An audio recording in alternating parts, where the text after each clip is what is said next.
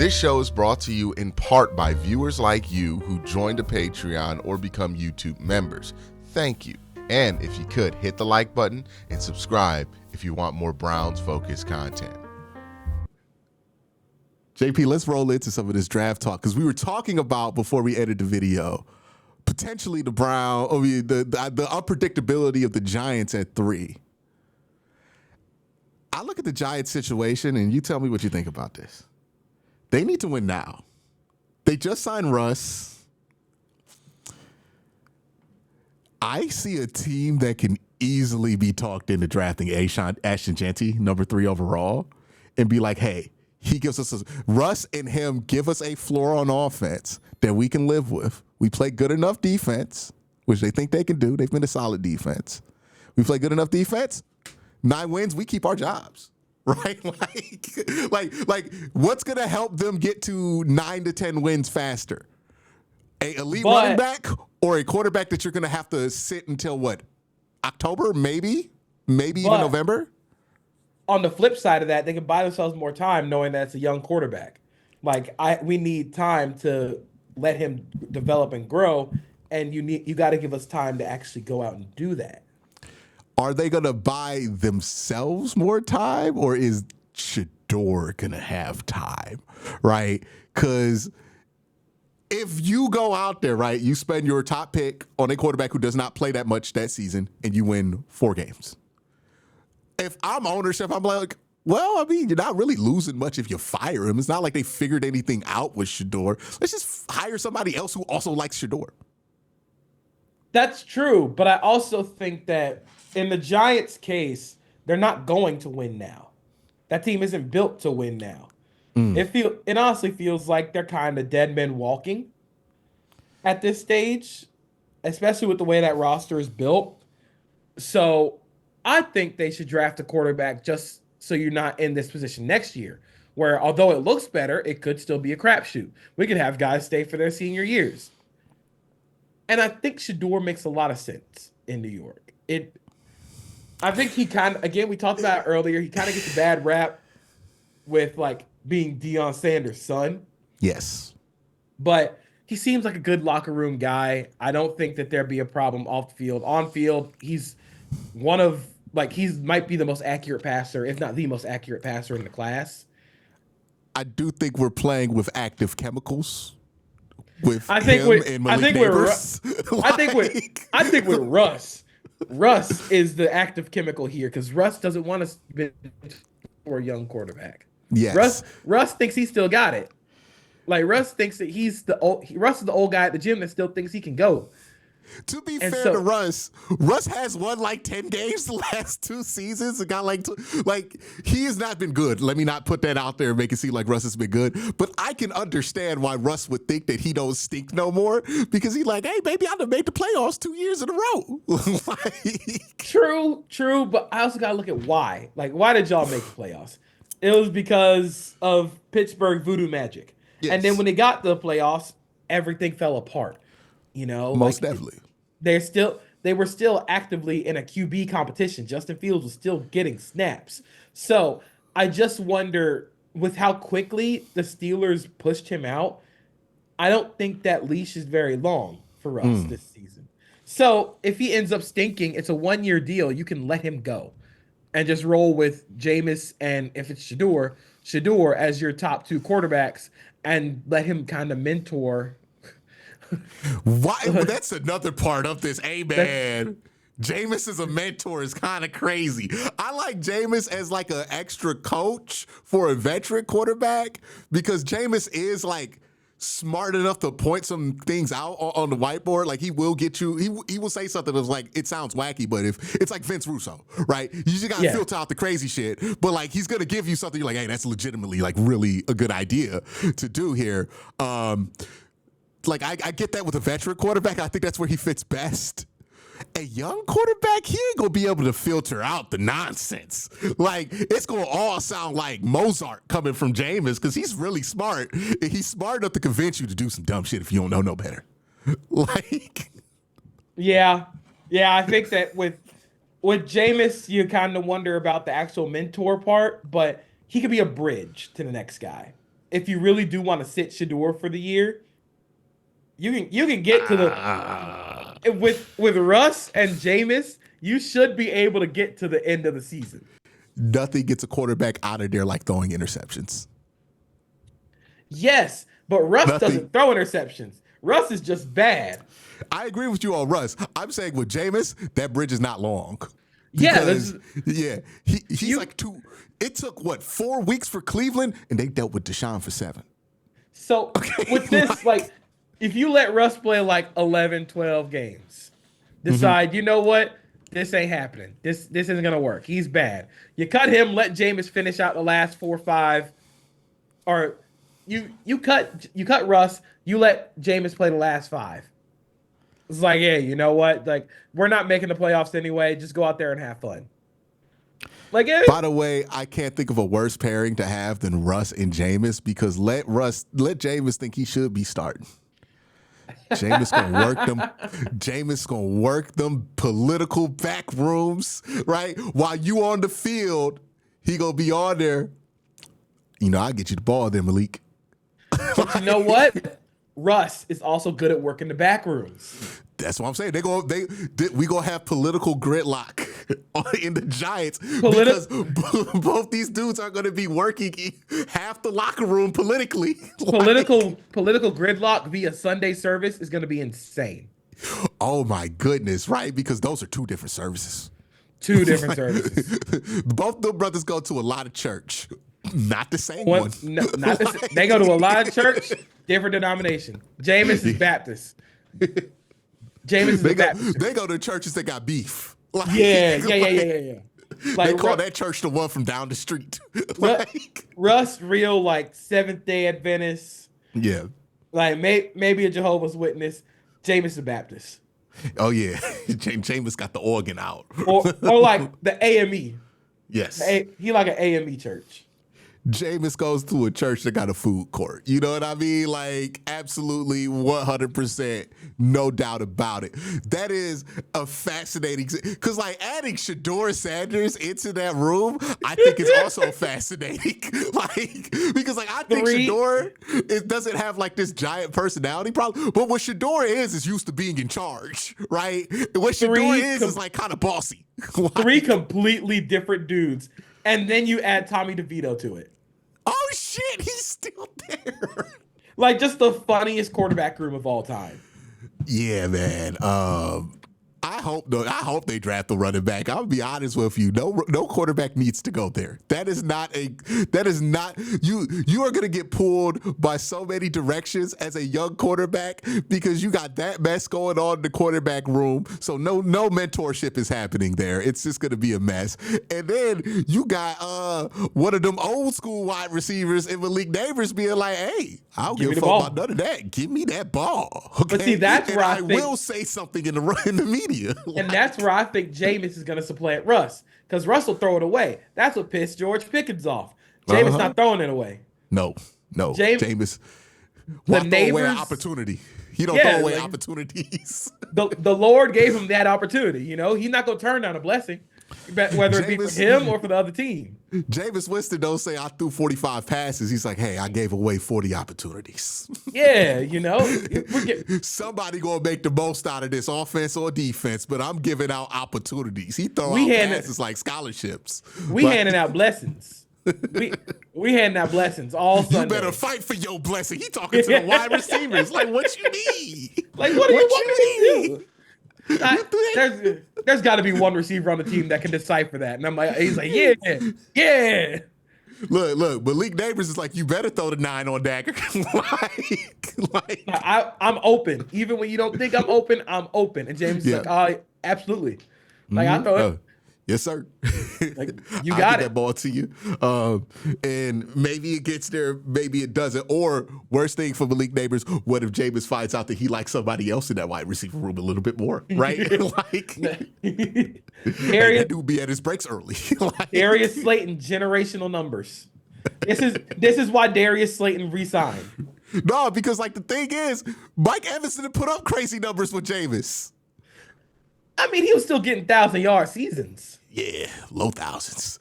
Like Yeah. the whole reason we deal with the whole Mike Evans narrative is because the first 7 years he split with Jameis Winston, where people are like, yeah, he's not really getting 1,300 yards, right? Like I think Chris Godwin outgained him a couple of years too with Jameis.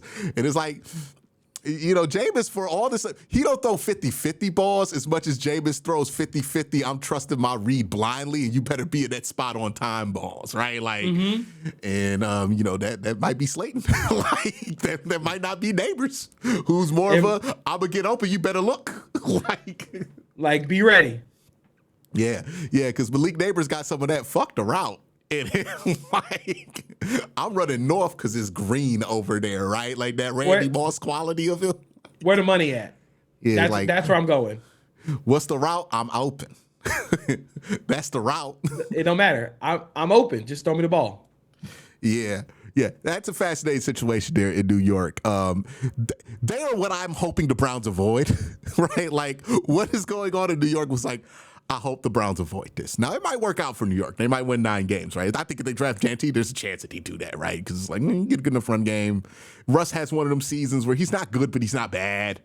You can see it. Right now, the Browns might start Kenny Pickett. Like, there's no guarantee we have a floor at all right now. But with New York, I'm like, they are setting themselves up to do something long-term that's going to hurt this team. Like, Oh, yeah. For sure. Yeah. But speaking of Malik Neighbors and that fantastic wide receiver class last year, it's like, you know, it's like every year you get a generational class. One year, the next year, there's just a natural fall off because all those dudes were in that class before, right? 6 quarterbacks taken last year. 2 in a possible, maybe 1 in a possible. Right? like might be it's for a surprise. This year, that's happening with quarterback. It's also happening with wide receiver. Let's talk about this wide receiver class. We'll get on Travis Hunter in just a minute because he's his own unique kind of conversation I want to have about him. But let's talk about the other wide receivers in this class. Who do you like? Who do you think is overvalued? Who do you think is undervalued in this class? So overall, I think this receiver class is really interesting. I don't think there's as many stars in this class, but I think there are going to be some really reliable receivers up and down the board. My wide receiver 1 is Tedero McMillan, pretty easily. Just a fantastic mover for his size. I think, again, being 6'5", he gets miscast as like Randy Moss. I don't remember who comped him to Randy Moss on Twitter, but it was really dumb because like he said like Randy Moss and Mike Evans, and it's like you don't watch Tedero McMillan because he's not a contested catch guy. Like he's more. How do you even get that comp? Like if he is Randy Moss and Mike Evans, he should be the number 1 overall pick. That's what I'm saying. Like, how do you combine those play styles? Like, what? Like, like you're saying Randy here? Moss with Mike Evans 50-50 ball skills? Is that what he was trying to say? Yes. Okay, come on. Mike Evans got like go gadget arms, man. Like, Yeah, it's like, what are we doing here? So I think McMillan's really good. I think he's really similar to Drake London. It's kind of like easy comp, but if you think about guys who are a little bit better, like in between, got a little more wiggle to their game, a little bit better yards after the catch, I think a guy like Drake London. It's more like Keenan Allen than it is DeAndre Hopkins. Like if we're going bigger, slower guys. Yeah, I think he's slow, long speed wise. Like he doesn't build up speed very quickly, but he gets out the gate. He gets out the gate quick. Okay. He's a first 10 yards guy. Okay. Or like I think his 40 was like mid 4.5s, which is what you see on tape. Not worried about that. But his first 10 yards, that explosiveness, you can see. So I really like him. I think his range starts anywhere from like maybe at 6 to Vegas. He could genuinely go all the way down to like 21 to Los Angeles. It's all over the place. It really is. The next guy off my board, I really like Emeka Egbuka. I think he's the clear-cut wide receiver too. I think he's going to step into the league immediately and be a contributor. He's just so precise as a route runner. He's a really strong blocker, can work after the catch. I think that he struggles a little bit when it comes to verticality outside the numbers, which is why like Jeremiah Smith was outside. But I think that's more because he wasn't asked to do it because Jeremiah Smith existed. Yeah. And And he then could just before that, it was Marvin Harrison Jr. yeah, and Marvin Harrison Jr. also existed, but he's really good in his own right. And then after that, you kind of get into I don't know, like Luther Burden is really good, but I think he's also very like scheme specific. Like I think he's at his best in the slot.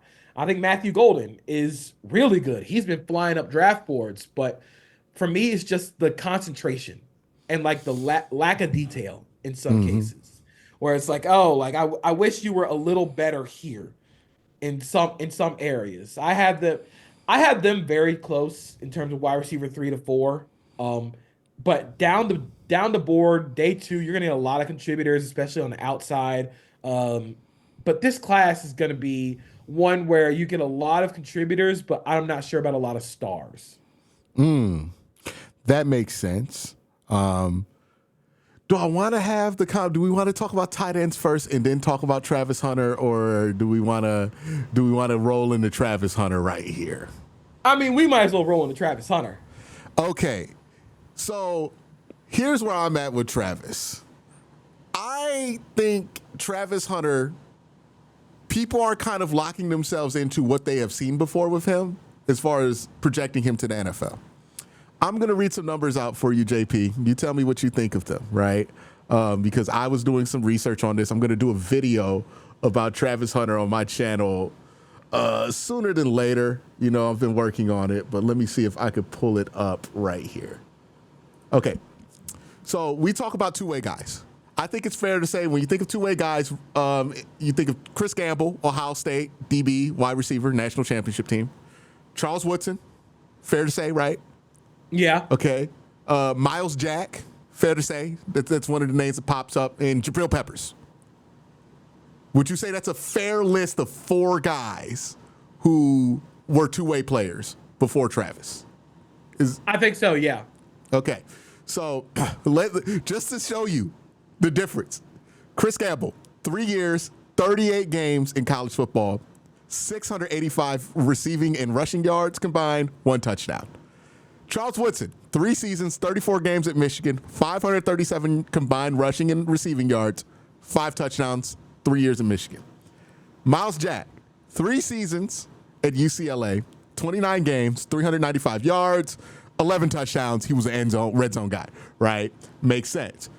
Jabril Peppers, 3 seasons, 27 games at Michigan, 321 receiving and rushing yards, 5 touchdowns.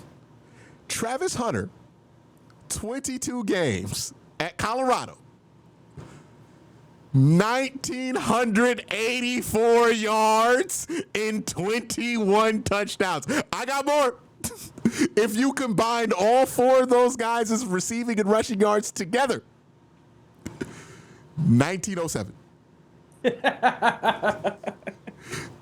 You cannot have the same plan for him that you would have for maybe we'll use him in a package. This guy has to play both sides of the ball, I think, if you draft him. I think he's capable of being one on one side, but I think you owe it to yourself because, he's not a gimmick on both sides of the ball at Colorado. He was legitimately one of the best players in college football at both positions. Well, I think with the NFL, I think the pace of the game is a lot slower. So you can realistically say he could play both, especially if he does one drive on, one drive off, one drive on, one drive off. However you want to split it, I think it makes a lot of sense. But what do you think is stopping a non-lineman from getting about 1,000 snaps in a season? The biggest thing for me when it comes to playing both ways as a skill position player is the prep during game week. Are you preparing with the receivers and the offense, or are you preparing with the defense? Because it's 2 completely different things, yes. Obviously. But the way they prepare is completely different. Is the plan for Travis Hunter to be in the defensive meetings and then just tell him what route to run as a receiver? Or is it easier just to say, we're going to play quarters and let him, play corner every few plays while receiver takes up most of the time. Like, I wonder what the game plan is. I think at Colorado, he was in the defensive meetings, and then they just told him what routes to run or what plays they were running. It's So, interesting too, because at Colorado he outsnapped on offense than he did on defense, right? Which I thought was a surprise to me because I've been thinking about him as a corner pretty much throughout this whole process. Then I looked at his snap counts. I'm like, oh, well, he's like 800, 600 or something like that. Offense, defense. He's not going to do special teams. I know some people are like, let's throw him at punt returners. Don't do that. That's stupid. no. Please don't waste his time. But yeah, that's the thing. Like, physically he can do 600 offense, 400 defense. It's just mentally, how do you process that load onto? Is that something he can handle? Right? Or is this one of those things where it's like, hey, we've never really tried it before, so we don't think it can be done. But now, let's say Travis has some success doing it in the NFL. I wonder if that's something that becomes more common because now people will be like, oh, there's a way to do it. Because a two-way player at the two positions he has, I mean, that could be extremely valuable because 600 snaps, if you don't have him out there blocking a ton as a wide receiver, right? You just have him out there primarily on pass sets. You get about 520 pass snaps out of him. That's enough to get about 100 targets, which, I mean, you can have a 1,000-yard season easily with 100 targets in the NFL. And I think Ladd McConkey had 111. And he got about 1,100. So I think you can work that out and then defensively have a simpler plan for him, right? Maybe just have him play zone on the opposite side of Denzel Ward and just say, hey, man, you have this area, and then every once in a while we're going to ask you to carry down the seam and make his life easier that way. I think you got to have a plan for that as a coaching staff for him. But he's such a goddamn talented player on both sides of the ball that it's like the only thing that can shake me from Abdul Carter to me personally is like, but man, Travis could be the bomb. And for the Browns specifically, he will be the bomb at both positions. Because it's not like the Browns on both sides too. Yeah, it's not like the Browns cornerback depth outside of Denzel Ward is that great or that imposing. You have Travis Hunter, you can go Hunter, Ward, and then Emerson or Greg Newsome, whatever happens with Greg Newsome, you can play so much matchup ball there, and then he could also be the best receiver on the team. For me, I always had him graded as a cornerback who can have like maybe 20, 25 plays as a receiver. Because it's just, one, it is so hard to prepare for a team defensively. There's so many different calls. There's so many different checks. There's so many different this, that, the other. On offense, you can tell him, hey, bro, go run a go route. It's like playing backyard football. Just draw the line on the football and just let him go. So I think I would have him as a corner then, like, who can moonlight as a receiver. Because think about all the stuff you can unlock with his ball skills, with the intangibles in zone and man coverage. I just think for me, the most impressive plays of his are in cover 2. Where he's in the flat and he's just baiting quarterbacks. The UCLA interception where he cuts off the outbreaker, jumps back into the window on the corner route and gets the interception. That's stuff you cannot teach at cornerback. Like, that just makes too much sense at that position. Do you think that there's a possibility that they see this as a situation where they can have Travis be in the defensive meeting rooms like he was in Colorado, but still say to themselves, we're going to use you a ton offensively. It's just easier. Like, what? Because you could say if you're the Browns, like, okay, Jerry Jeudy's there. Let's say they make a trade for Brandon Ayuk, right? And you need Travis to be kind of more supplementary than like cruciary at wide receiver. Well, then you could be like, okay, we can use him. He knows what to do. Offense seems pretty instinctual to him. And, like, real talk, if you're the Browns, what you need him to do is replace what Elijah Moore did, but be much more effective. So, like, he's not going to be in a slot, right? He's going to be doing a lot of cardio, right? Running down the field, deep routes, double ends, stuff like that. And you're going to trust that he has good ball skills there. So I could see them being like, hey, we're just going to have him do what Elijah Moore did. but use him as a primary piece on offense, and then just have him in a defensive meeting room, because that shit's going to be more difficult, right? Like, that's going to be way harder for him to do. I also think this is a team that really slow played JOK in his versatility. I would be shocked if they're like, oh yeah, let's just have this straight off the bat with Travis. He's so intriguing to me. Like, he is the most intriguing prospect in this class, because I think you can say there's like 4 guys in this class you watch in college football, and you're like, that guy is so much better than everybody else on the field. And it's like Abdul Carter, Mason Graham, Ashton Jeanty, Travis Hunter. Like, I think it's really telling that Andrew Berry at the Combine said they view Travis Hunter as a receiver first, then a corner, which makes me think if he is taken by the Browns, they're going to play him at receiver. yes. Like that. And it sort of makes sense because of what they have in terms of Emerson, and if they end up just not trading Greg Newsome. But man, I feel like you're leaving so much on the table with Travis Hunter as a corner. Yeah, I think it's possible they might have him in those defensive rooms, but he plays wide receiver. You know, like, study, like, it'd be tough. But his team don't got a quarterback, so who gives a fuck if he has chemistry with Kenny Pickett? Like, you know, so it's you're gonna have to do something that's not been done before in order for it to work. I think maybe the Browns view him as a wide receiver primarily because that's where they would play him the most snaps. But I wonder if that carries over to, that means he's going to be in wide receiving rooms, and that's where, like, if we decide to play him on one side only, it's only going to be wide receiver. I think you have to be willing to accept that this has to look different for Travis, because as much as people want to put him into a regular box that we've seen before, we ain't never seen nobody like this. Like, people bring up Charles Woodson. Charles didn't look like this, dog. We pulled up Charles' numbers. It wasn't nothing like what Travis is doing right now. It's so different. Yeah. Where would you have Travis ranked as a wide receiver and as a corner individually in this draft if he just played one position? As a corner, he's my CB1. Yeah. I think that he's the best corner in this class, can be so versatile in man or zone heavy schemes. As a receiver, it's tough because I really like Tetairoa McMillan. I would have him right there behind McMillan as receiver too.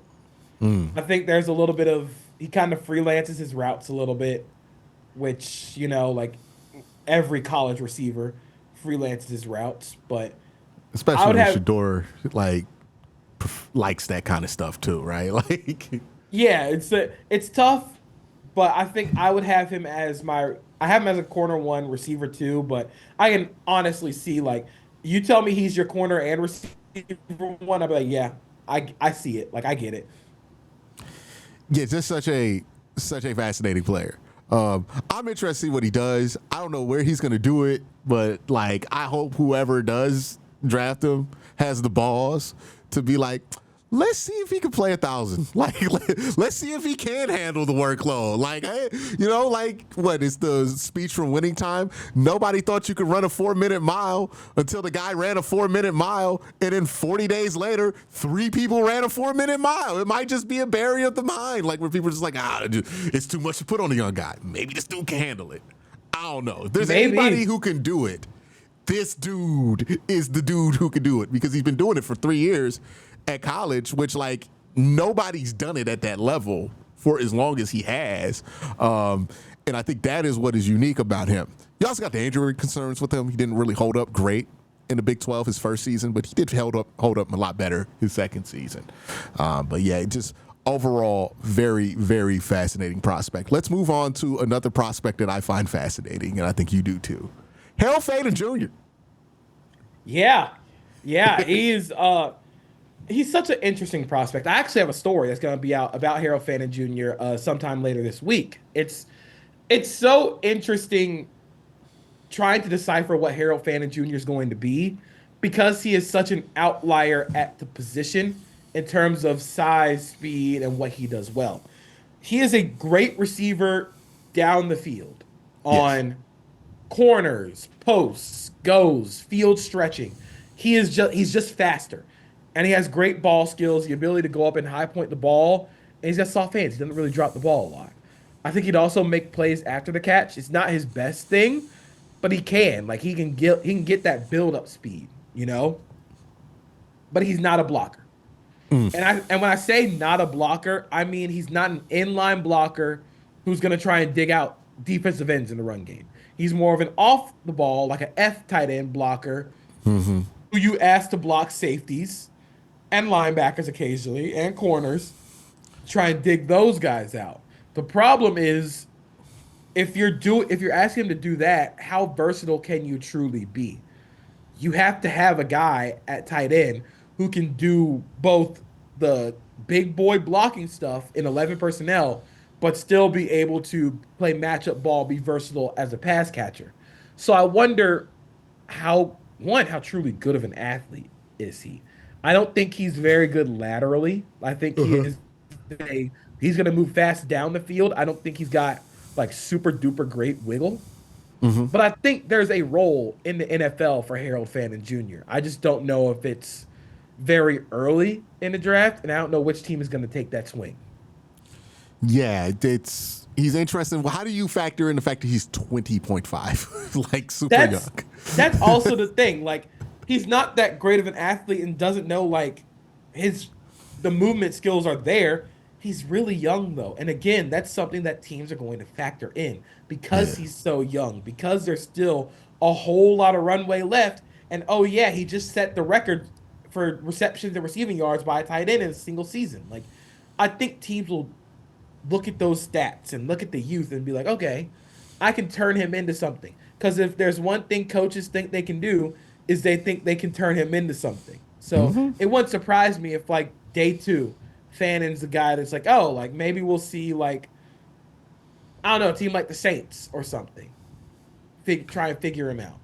Who would you compare him to? Is it like a Chigoziem Okonkwo kind of situation, or is it like because he's what 6'3", right? So a little undersized for a tight end. So it's that also factors in, like, and just hitting on the age part. How do you deal with somebody who's very productive at 20 versus like a 23-year-old who was productive when they were only 22, right, or 23? You know, like. Because I think that conversation comes up even with safety, right? When we're talking about Kevin Winston versus like some of the older guys that are in that same part of his class, where it's like, hey, he was very productive at 20 years old versus like this last year where he was injured. Yeah, so I think it's interesting because of the youth, but to me, if you're productive at 23, there's also like there's the aspect of like you cooked against guys like 3 years younger than you, but that development track, they constantly got better. That's just something that's like with Tyler Warren. Yeah, he's an older prospect, but he was behind 3 NFL tight ends in Theo Johnson. There was another 2 guys that are on NFL rosters, Brenton Strange, and it's just like that's what happens, you know, when a good college football team has a lot of guys who play in the NFL very quickly, you're gonna get stuck behind some dudes. So I think the development track, if you're constantly improving and it's not like bad spike, it's got to be linear progress. So it's got to be different than like Tyler. Is it Tyler Shuck? Tyler Shuck, yeah. But even in Shuck's case, Shuck is weird because he didn't produce because he got hurt. Like, he was hurt all the time. I think like he didn't start more than 7 games in his career until he got to Louisville. So you have to factor in the injury stuff with him. It's not just the fact that he didn't play because he wasn't good. It was because he got hurt all the time. And then you're asking like 26-year-old quarterback, not 26. Let me stop that because he graduated the same year I did. He graduated the same year you did? Yeah, graduated high school same year. Oh, wow. And I got 2 degrees, and he just finished college. He's going to be 26 by the time he's eligible to start a game in the NFL, though, right? Like it's and like, what did you know he's old? Because we had all them damn jokes about Bo Nix. Did Bo Nix take his job technically? Technically, yeah. So age is a fascinating part of the equation here. This tight end class, I've heard it be called one of the deeper classes that we've ever seen at the tight end position. let's walk through some of these guys, right? We know Tyler Warren, really good prospect, right? Mason Taylor. Let's talk about these second tier guys. Well, actually, let's start with Colston Loveland, right? Like these guys that aren't Tyler Warren. So let's start with Colston. What do you like about him? Just a smooth receiver in terms of just the wiggle, the ability to create separation at second level, the high point in the ball. I think he also struggled a little bit because Michigan's offense was dog water, and he also had that shoulder injury, but he is a good second and third level threat as a receiver that you see him and you think of like what everybody wants in their tight end as a receiving prospect. I think that he's a mismatch nightmare on guys, on linebackers, on safeties.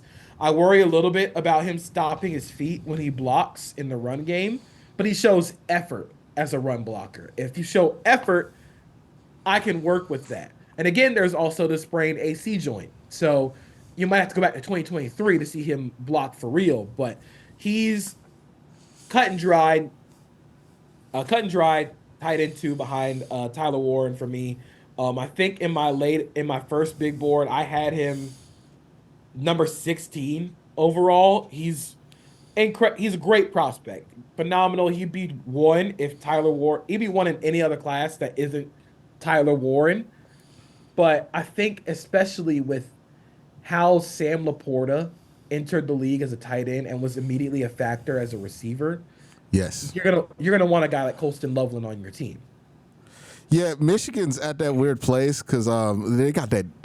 What's his name? Bryce Underwood. Underwood, yeah. I'm like, no team desperately needed a quarterback more than Michigan did last year. I wonder if they were tempted to just bring him up from high school and play him because they were just decimated there at the position. Elijah Arroyo, I think, is a very interesting prospect because I watch the Cam Ward tape and you keep noticing number 8 when you watch Cam Ward. The issue with him is health, right? He hasn't been healthy throughout his college career, right? It's health, and then you talked about the 1-year wonders that go like bad spike. You think about Arroyo. Arroyo also not a good blocker. He's just not going to do that. Not at all. But the wiggle, it's the separation he can create with the head fakes. I don't think he's like a hip sinker or anything, but the nods and the shoulder shimmies, those look great. And he was awesome at the Senior Bowl. He's had a really good postseason circuit. Again, for a team that needs an F tight end who can be a vertical field stretcher, I think Arroyo makes a lot of sense. Just, again, don't ask him to block. Yeah. I mean, that's pretty true for like almost most Miami tight ends that come out since like 2010 for whatever reason. It's like it's what, Greg Olsen and then no more blocking. Yeah, like Greg Olsen. David learned to block in the NFL, but he did not come out as a blocker. Yeah, it was like Greg Olsen, Jeremy Shockey, and then everybody else was like, nah, I'm good. Yeah, they're good. Mason Taylor out of LSU. Again, another guy that cannot block. And if for him, I just don't think he has the muscle mass to block. It's like, I wish that you could, because he'd be such a higher regarded prospect, because he's such a smooth route runner. And you can see, like, we make the moniker like son of a coach or like son of a player, but you can see the detail and the nuances of his route running. And I think that makes a lot of sense given his pedigree, given his background. Jason Taylor's nephew? No, I think that's his son. It's his son? Yeah. Huh. So I think with Taylor, it's going to be interesting where he falls because he's not a blocker. But I think his range starts around the second round with Philadelphia. Like, in terms of a guy that can create separation, wins a little bit after the catch, although he's not like super dominant in that area. But again, not going to block. We're going to see a lot more guys like that. Who are your certified blockers in this class at tight end? That's right. Outside of Tyler Warren, who I think is a very good blocker, Terrence Ferguson also blocks his butt off. Jackson Hawes from Georgia Tech is going to be. He's going to be like this year's version of Tip Ryman from Illinois last season, where like he's not going to catch a lot of passes, but buddy, he can block his butt off. Who did they have to go one-on-one with at the Senior Bowl? Because they put him one-on-one with the edge, and he kind of held his own. Like, I don't think it was. Was it Mike? I think it was Mike. Damn. I think it was Mike Green. When I was like, okay, man. Like, all right. Nobody else blocked him. But Because I remember Jackson it wasn't no scrub. It was like somebody serious. I was like, oh, they really trying to see something right now. Yeah, like they really want to do this right now. I think Thomas Fidone from Nebraska, also certified blocker. I think Gunnar Helm is pretty good as a blocker. I think Helm's draft stock has been really weird because he ran that slow 40, but then it came out that his ankle looked like a grapefruit at the time. And it's just like, why did you run? So I think he's also a really good blocker. I think he can be good value for a lot of teams on day 2. But if I'm looking for a blocker, give me Jackson Halls every day of the week. To be fair to Gunnar Helm, he don't play one of the positions where they like, okay, you're injured, don't play. Like, tight end one of those positions where I'm like, yeah, man, we need to see how fast you are when it look like a grapefruit, because you're probably going to have that happen to you a couple of times throughout the year, especially at tight end where you're going to get a bunch of ankle sprains, right? Like, this is going to happen all the time. David Njoku loves talking about that. CJ, is it Dipper from Alabama? CJ Dupree? Is it Dupree? Okay. Yeah. What do you think of him? He's cool. Like, I'm not going to say, like, he's one of my favorite tight end prospects in this class, but I think he can be a serviceable tight end 3. He doesn't really, like, stand out in terms of one general skill.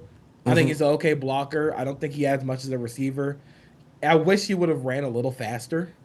But I don't think he's a middling athlete who also doesn't stand out a lot. I wonder if he's going to get drafted, because you can't really, like, if you can't hang your hat on being a great athlete at tight end, you got to do something well.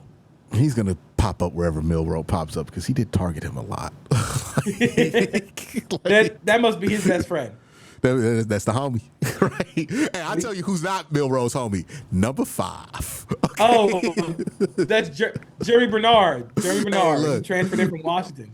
Yeah, because Jerry Bernard was open a good amount of time, but he was every quarterback has it where it's like, for whatever reason, you can't find this dude, or you never look for him when you're supposed to look for him. But I'm like, man, he had about 400 yards that, like, Jalen Milroe just completely robbed him of during that season. You can tell he was getting frustrated at a certain point. But Ryan Williams, let me tell you, got every yard he could. Okay, like Luke Lachey out of Iowa. Oh, if you want to watch Luke Lachey, start with 2023. Don't even look at 2024. Like, it's just they did not try to throw the ball. But Lachey, again, Iowa football, they get blockers like from out of the dirt as a tight end. I think he's got that going for him. He can be an inline Y. I wonder about a little bit of the explosiveness and the ability to create separation as a receiver, but he's going to be a reliable tight end in the NFL. I think he and Mitchell Evans from Notre Dame, also a really good blocker. One of my favorite day 3 guys, is going to be a better pro than he is a college player. And I think the same for Lachey. Yeah, he was really nice at the Senior Bowl, too. And another guy who was pretty nice at the Senior Bowl, I keep fucking his name up, Jake Briningstool? Jake Briningstool. Yes. So, Briningstool is a great receiver, but he's 235 pounds. What do you do with that? Like, at the NFL level? Like, do you bring him in and you give him, like, the Go Mad diet? Like, you just get him a gallon of milk a day, go full dirty bulking? If I know NFL teams as well as I hope I do, look, I watched the Browns draft Siaki Ika and convince themselves that he could be a slender 290 or something like that, right? It did not work out. But if it goes one way, I promise you they're like, it ain't going to take nothing for us to add 40 pounds to him and see what they could do with him there. So, yeah, they're probably thinking they could add 40 there. Good wide receiver. It is a interesting tight end class. Where do you think the sweet spot is to, like, get the best bang for your buck at tight end in this class? Is it like if you got multiple thirds, is that where you want to swing fourth? You know, because it's deep, but that depth can kind of give you problems in the draft, kind of with running back too, where it's like it's so deep, you're like, I'll wait till next round, right? And you end up waiting too long. I think 3 to 4 is 3 where to it 4? really starts. Especially with a guy like Mason Taylor. Terrence Ferguson's going to go really high. Whatever happens with Harold Fannin Jr. But even on day 3, you're going to be able to get guys like Mitchell Evans, Luke Lachey. Jalen Conyers is a guy that I really like. Jalen Conyers has like 30 carries in his college career as a tight end, spanning both at Texas Tech and Arizona State. And it's not just like bullshit like QB sneaks. No, he is running like zone read and like taking balls like 35, 39 yards. It's like, oh, like you actually can do this. He's got pretty nice hands. Really smooth athlete. The blocking left a lot to be desired, but if you're looking for a guy who can do the QB sneak stuff and also be a really fun like tight end too, like that makes a lot of sense, you know? So I think when you start to look for best value, I think it starts in round 3. Okay. Middle of round 2, round 3, and it goes into early day 3, because those are going to be the guys that like I really think are going to have really good careers in the NFL, despite not having that great of careers in college. All right. Well, ladies and gentlemen, that is the JP Acosta. Let them know where they can find more of your work and hear more from you, Mr. JP. You can find me at SB Nation. I am the lead NFL draft writer, lead football writer. Anywhere where you can find me talking about football, you can probably find me there. You can find me on social media, on Blue Sky, at JP Acosta 32, on X, at Acosta 32_JP. I'm dropping film pieces. Got a piece on Harold Fannin coming out later this week. So just follow me, see what I'm doing, and see where I'm going. All right. Make sure you check him out. And if the Browns actually do trade for Dak Prescott, we'll have you back on. I will come back on, and I will apologize to the Drennan guy. My bad, Mr. Drennan. I was not familiar with your game. No, that'd be the funniest one. We got to be like, no, wait, he cooked? Like, wait, he cooked? But yes, make sure you guys check out JP's stuff. He's doing great work. Everybody have a great day. Have an even better night. Peace.